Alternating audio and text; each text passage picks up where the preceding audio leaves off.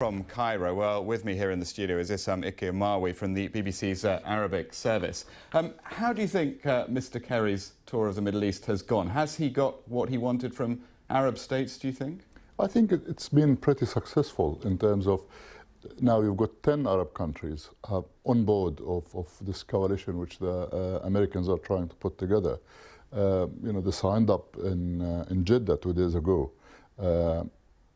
The GCC countries plus Egypt, Lebanon, Jordan and Iraq are now on top. As far as Iran is concerned, Iran does not like ISIS. It's worried about the presence of ISIS. However, Mr. Kerry was decisive in saying that he couldn't envisage Iran being part of this coalition they're trying to put together. So all in all, I think it's been a pretty successful tour. The test will be in the long term, how long it's going to take.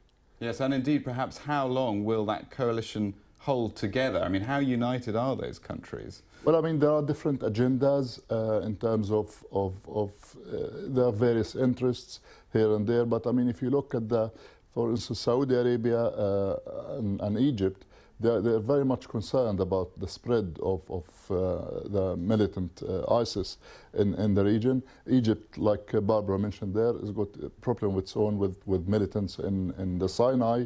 So the Egyptians will be very happy to cooperate in terms of intelligence and so forth.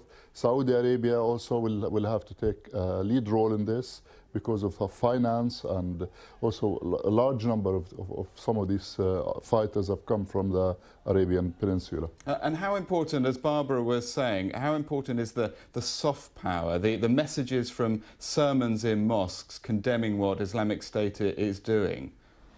I think it's quite complicated because for many people in the region, although they're not sort of ISIS supporters, or they're not, paid members of ISIS.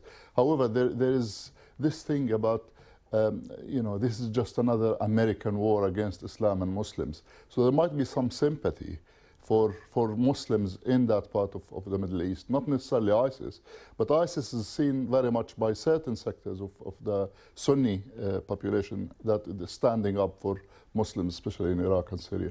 Issam, many thanks for coming by. Issam Ikee Marwi from the BBC's Arabic service there.